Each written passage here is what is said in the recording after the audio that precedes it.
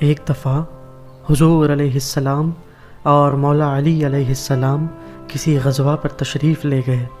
تب مولا حسین علیہ السلام گھر سے باہر نکلے اور صحرا میں جا کر قدرتی مناظر کی طرف توجہ فرمانا شروع کر دی۔ اتنے میں ایک یہودی تھا جس کا نام صالح بن رافع تھا۔ وہ یہودی آیا اور امام حسین علیہ السلام کو اٹھا کر اپنے گھر لے گیا۔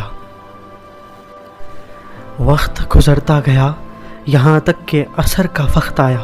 جب عصر کا وقت آیا تو جناب سیدہ پاک سلام اللہ علیہا مضطرب اور پریشان ہو گئیں۔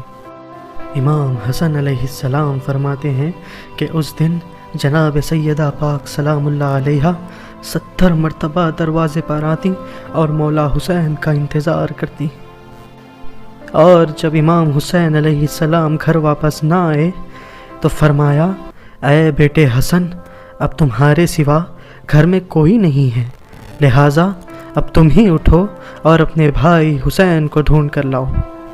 امام حسن فرماتے ہیں کہ میں نے اٹھا اور بھائی حسین کو ڈھونڈنا شروع کر دیا اور مدینے کی گلیوں میں آواز بلند کی کہ اے میرے بھائی حسین، تو کہاں ہے؟ تو اپنے بھائی کو زیارت کیوں نہیں کرواتا؟ ہماری ماں سیدہ پاک گھر میں پریشان ہے، تو کہاں ہے؟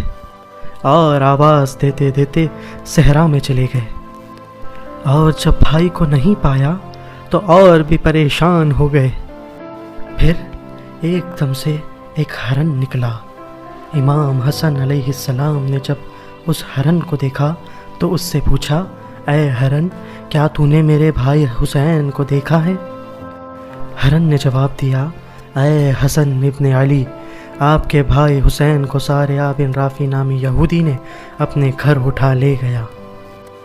جیسا ہی یہ سننا تھا، مولا حسن جلال میں آ گئے اور صالح بن رافع کے گھر کی طرف چلنا شروع کر دیا، اور گھر پر جا کے دستک دی اور آواز دی، اے صالح بن رافع، باہر نکل اور میرے بھائی حسین کو مجھے لوٹا دے۔ یہ کہنا تھا، صالح بن رافع گھر سے باہر نکلا۔ امام نے فرمایا، اے صالح بن رافع، میرے بھائی کو مجھے لوٹا دے، ورنہ ایسا نہ ہو کہ میں اپنی امی جان کو بتا دوں اور ان کے منہ سے نکلی دعا سے قیامت تک کوئی یہودی نہیں بچے گا۔ اور پھر فرمایا، اگر میں اپنے بابا علی کو بتا دیا نا تو ان کی زلفی خار یہودیوں کو کاٹنا شروع کر دے گی۔ اور فرمایا، اگر میں نے نانا کو بتا دیا اپنے نانا جان کی دعا سے، قیامت تک سارے یہودی بے جان ہو جائیں گے۔ جب یہ سب صالح بن رافع نے سنا تو مولا حسن سے سوال کیا، اے بیٹے حسن، تیری والدہ کون ہے؟ تو امام حسن نے جواب دیا، میری والدہ سیدہ ہے، طاہرہ ہے، طیبہ ہے، اور وہ فخر خلق خدا ہے۔ ان کی ضمانت میں گنہگاروں کی بخشش کی سند ہے۔ وہ سعادتوں کی ماں ہے، وہ سعادتوں کا مجموعہ ہے، وہ مرکز پنجتن ہے، اور وہ روز محشر جب گزریں گی نا تو سارے اہل محشر کے سر جھکے ہوئے ہوں گے۔ ان کا نام بطول عذرا ہے، سیدہ فاطمۃ الزہرا ہے۔ پھر صالح بن رافع نے پوچھا، اے حسن، تیرا بابا کون ہے؟ تو امام نے فرمایا، میرا بابا شاہ مرداں ہے، شیر یزداں ہے، ید اللہ ہے، اسد اللہ ہے، عین اللہ ہے، وسیع مصطفیٰ ہے۔ ان کی بہادری کے نغمے جبرائیل عرش معلیٰ پر گاتا ہے۔ ان کا نام علی خود خدا نے رکھا ہے۔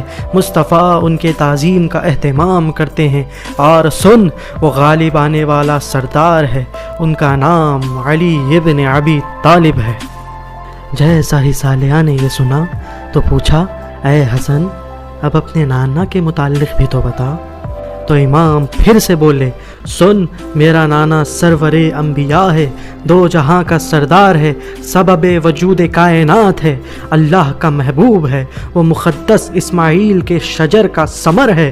اور سن، انہوں نے عشاء کی نماز مسجد الاقصی میں ادا کی تھی اور سنت عرش معلیٰ پر ادا کی تھی۔ وہ جن و انس کے نبی ہے، اور وہ جد صبرین و سمدین ہے، اور میں حسن ہوں، اور تو نے جو اندر چھپایا ہے نا وہ میرا بھائی حسین ہے۔ جب یہ سب صالحہ نے سنا تو سوچا، جس کا چھوٹا سا بچہ اتنی بلاغت والا ہے تو اس کا بابا علی کیا ہوگا، اس کی ماں سیدہ کیا ہوگی، اس کا نانا محمد الرسول اللہ کیا ہوں گے۔